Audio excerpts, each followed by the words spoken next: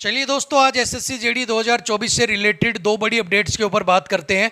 सबसे पहले हम यहाँ पर बात करने वाले हैं उन कैंडिडेट्स के बारे में जिनको एसएससी ने नोटिस भेजा था। यहाँ पर कुछ ऐसे कैंडिडेट्स थे जिन्होंने 2 बार एग्जाम का फॉर्म फिल कर दिया, जिन्होंने कहीं और से डॉक्यूमेंट बनवाए और कहीं और पर अप्लाई कर दिए, यानी कि एग्जाम से पहले कुछ ना कुछ गड़बड़ की है। ऐसे कैंडिडेट्स को एसएससी ने शॉर्ट लिस्ट किया, उनके पास नोटिस भेजा और उनको अपने ऑफिस में आने के लिए बोला, ताकि उनको जो है मौका दिया जा सके अपनी बात को रखने का कि वो सही है या गलत हैं, और अगर उनसे गलती हुई है तो उनसे गलती कैसे हुई है। तो बहुत सारे कैंडिडेट ऐसे थे जो ऑफिस में पहुंच गए और उन्होंने वहां पर एक्सप्लेन भी किया कि उनसे गलती क्यों हुई है या फिर एसएससी की तरफ से कोई गलती हुई है उनको नोटिस भेजने में। लेकिन बहुत सारे ऐसे बच्चे थे जो एसएससी के पास गए नहीं अपनी तरफ से अपने आप को सही साबित करने के लिए। अब यहाँ पर इसको आप समझ लीजिए, चाहे आप डर समझ लीजिए कि यार पता नहीं क्या होगा, या फिर गलती समझ लीजिए कि किसी ने गलती की है तो चोर जो है वो थानेदार के पास क्यों ही जाएगा, या फिर कई बार आदमी डर भी जाता है, अंदर लोग जो हैं वो डरा देते हैं कि तुम जाओगे तो तुम्हें पकड़ के बैठा लेंगे, तुम्हारा ये कर देंगे, तुम्हारा वो कर देंगे। इस वजह से भी बहुत सारे बच्चे वहां पर नहीं गए। अब सवाल ये उठ रहा है, जो बच्चे नहीं गए हैं वो पूछ रहे हैं कि सर हमें ये सुनने में आया है कि बहुत सारे लोग बता रहे हैं अब जो लोग 28 तारीख तक एसएससी के पास नहीं गए थे अब उनकी धरपकड़ तेज कर दी गई है, उनके घर पुलिस आएगी, उनको गाड़ी में घेर कर लेकर जाएगी।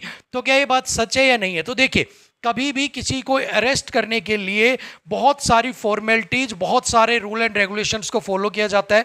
अब यहाँ पर एसएससी के अंदर सिर्फ शक के बिना के ऊपर कि भाई आपने डॉक्यूमेंट्स लगाए होंगे, आपने जो है आपने डबल फॉर्म फिल किया होगा और आपकी बिना बात सुने आपको गिरफ्तार नहीं किया जाता। सबसे पहली बात, हो सकता है कि मेरी टांग टूट गई है, हो सकता है कि मैं बीमार हूँ, हो सकता है मेरी तबीयत खराब हो गई है, या कोई मेरे घर में कोई अनहोनी हो गई है और इस वजह से मैं एसएससी के ऑफिस में नहीं जा पाया। तो यहाँ पर ऐसा नहीं है कि एक बार मौका दे दिया, आप नहीं जा पाए तो सीधा पुलिस उठा के आपको ले जाएगी और आपको लाल कर देगी मार मार के कि पता तूने क्यों किया। यहाँ पर मौके और भी दिए जाते हैं, पर्टिकुलर रीजंस होते हैं कि मैं क्यों नहीं आ पाया, या फिर मेरे को अब और एक्सटेंडेड टाइम दिया जाए, मेरी बात को भी सुना जाए। और जब पूरी चीज़ें लगती हैं कि हाँ यहाँ पर आप गलत हैं और सारी चीज़ों से साबित हो गया, उसके बाद आपके ऊपर कार्रवाई की जाती है।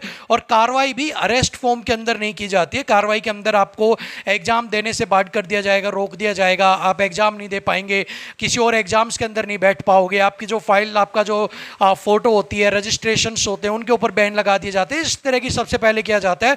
और कुछ हायर ही अगर आपको लगता है कि बहुत हाई लेवल से आप किसी क्राइम में इन्वॉल्व है, उसके बाद आपकी गिरफ्तारी आदि की कोई बात की जाती है। उससे पहले कोई भी ऐसे कैंडिडेट को उठा के नहीं ले जाएगा कि घर से आ गए और आपको उठाकर यहाँ पर ले जाएंगे। सो हो सकता है कि एसएससी आपको दोबारा भी मौका दे दे और टाइम एक्सटेंड कर दे, एक आधा मौका और दे कि जो कैंडिडेट नहीं आ पाए हैं वो अगेन एक डेट और जारी कर दे जिसके ऊपर आप जा सकते हैं और वहां पर जाकर एक्सप्लेनेशन दे सकते हैं। इवन आप एसएससी के ऑफिस पर भी विजिट कर सकते हैं, अगर आपका जेन्युइन रीजन है तो एसएससी आपकी वहां पर भी सुनेगी, आपकी बात को आगे वहां पर जो है कंसीडर किया जाएगा।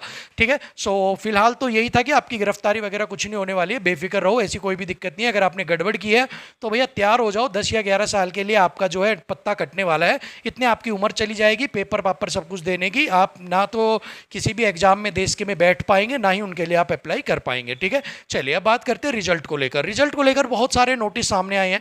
अभी 2 नोटिस तो आपको पीछे मैंने ही दिखाए थे, जिनके ऊपर बहुत सारे लोग हमारे दिखाने के बाद वीडियोज भी बना रहे हैं, जिनको आपको बता भी रहे हैं। एक वैकेंसी इंक्रीज का था, एक जो फिजिकल के 28 तारीख का था, दोनों नोटिस आपको हमने जो है वो दिखाए थे। सो यहाँ पर देखिए 28 तारीख के फिजिकल की बात भी कहीं ना कहीं उठ के आई है, तो कहीं ना कोई बात होगी तभी ये बात उठी है।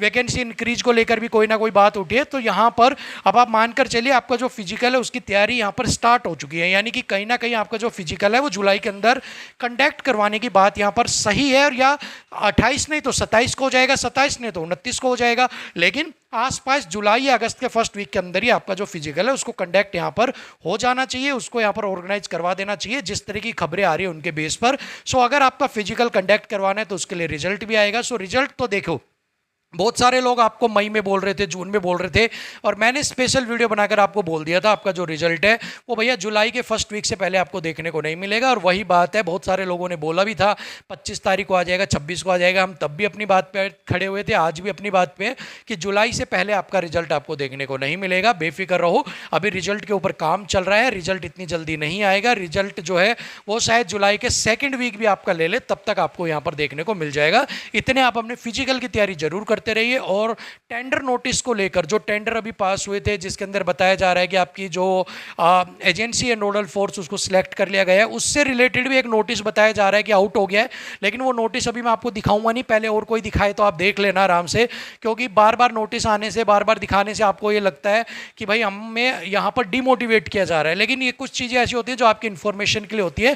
तो पहले और सारे लोग एक बार आपको दिखा दें, उसके बाद आपको मैं बताऊंगा कि उस नोटिस के अंदर क्या है क्या नहीं है। बट फिलहाल के लिए यही दो बड़ी अपडेट थी। थैंक यू सो मच, नमस्कार।